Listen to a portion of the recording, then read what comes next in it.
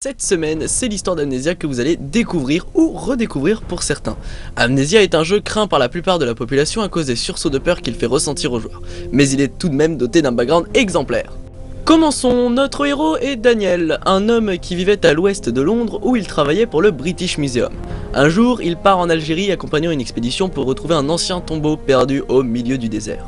Et c'est à l'intérieur des galeries du tombeau en question que Daniel se retrouve piégé par une lourde dalle en pierre dans la chambre funéraire, avec comme seule compagnie une orbe scintillante d'une lumière de toute beauté. Attiré par la magnifique lumière que dégageait cette orbe, Daniel la prend dans ses mains et se retrouve à faire un puissant bad trip dans lequel il se retrouve projeté dans les souvenirs qui ne sont pas les siens. Et c'est une heure plus tard qu'un membre de l'expédition le retrouve sur le sol inconscient. Suite à cet incident, Daniel décide de suivre la décision de ses collègues de rentrer à Londres. Et un mois après son départ d'Algérie, Daniel reçoit un courrier lui étant adressé, lui signifiant qu'un baron prussien savait ce qu'il avait fait dans ce tombeau et qu'il possédait l'orbe.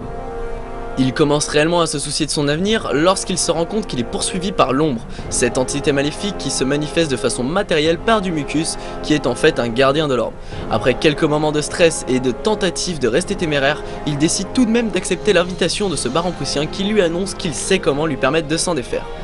Daniel part donc en Prusse et fait la rencontre du baron Alexandre, le fameux baron du château de Brennburg.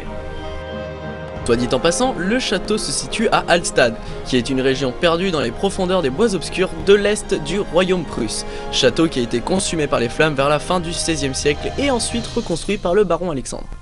Alexandre était un homme passionné et curieux, qui adorait se prêter à des pratiques plutôt malsaines, parfois, mais très instructives si on le regarde d'un tout autre point de vue. Il étudiait la botanique, l'alchimie et l'anatomie. Passons. Avec l'aide d'Alexandre, Daniel débute ce rituel de protection pour se défaire du gardien de l'orbe. Le rituel consiste à répandre le sang d'un homme pour écarter l'ombre. Petit à petit, les liens entre Alexandre et Daniel se resserrent et continuent leur marche macabre en massacrant des innocents, les considérant comme des instruments pour atteindre son salut.